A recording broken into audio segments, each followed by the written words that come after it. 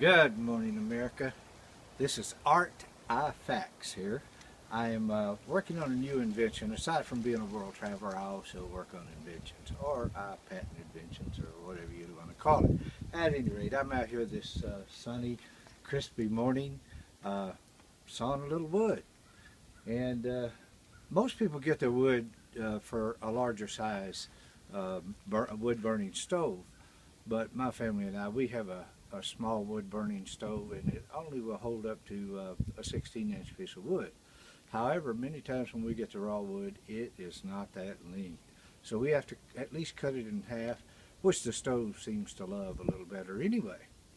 So, having a lot of wood to cut, after splitting it, I decided, well, I'm going to come up with an invention that will make this a little easier for me, because in the beginning I was just bending down there and holding it with a foot, and which is dangerous, and also running the saw to it. So I was constantly bent over, up and back and up and back. So I thought, well, I need to relieve a little of this back pain. Thus, this invention. So I'm going to try to walk through this step by step, and if I get it wrong, I'll just go back and correct myself. But I'm in hope that for those probably in the minority of using a wood burning stove of this site, which is highly efficient, I might remind you, it's probably a minority of the population. So this invention will not be for everyone. However, there are some artists that might want to use it to cut things to length as well that pertain to wood, because people often do wood carvings. So without any further ado, I'll go ahead and show you this step by step. So here, the number one step is to build your little device to get it ready.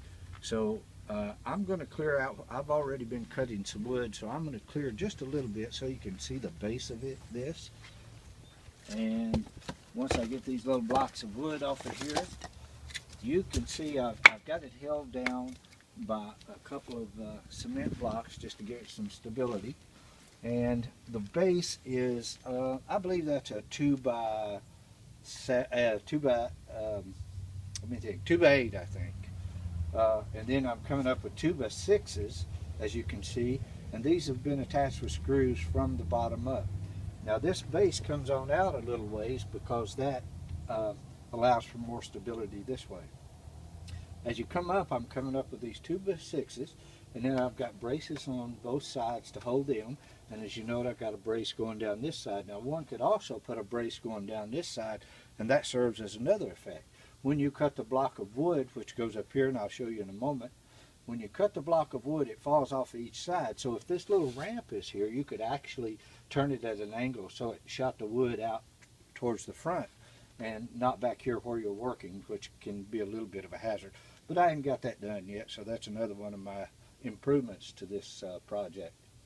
So with that in mind, I'm going to take a piece of the wood that I've already chopped or split, and with that split wood, I will show you how I cut it into my little chunks that you see laying here. So if my professional camera person will come around to this side, I will show what I do. And here's, by the way, here's the chainsaw. Just for ease, I've got it mounted atop a barrel because that's about my right height. This could be adjusted to one's own height. So now over here is the wood pile that I was speaking of that needs to be cut. So I'm going to take one such piece of the wood pile and put it thusly on the fixture, and so as you can see, it falls where it's supposed to fall. And again, if I had the ramps tilted a little bit, it would fall forward, but in this situation I don't need them to do that anyway. Now the reason these guides are on here is when I first did this, I was just placing the wood on there and sawing it, but occasionally the chain would pull on the wood and cause it to fall forward before you got it cut. So with this little thing, I put this board on here and screwed it in there, and there's room for the blade to come through, so this keeps the wood from coming forward as I'm sawing it. Again, allowing it to fall off. And you just want a small platform because you want it to fall off, because that, for one thing, the boards being this close allows you to cut down, and it doesn't put a restriction on the chain as it's going down because it's not doing this. So This way, you've got just a little bit of an edge there to lay the wood on, and when it's cut, it just naturally falls off. Well, that's the end of today's, what would you call this? Sawing seminar or whatever. But this is Professor Art Ifax signing off, and hope to come back with another invention soon. Thanks.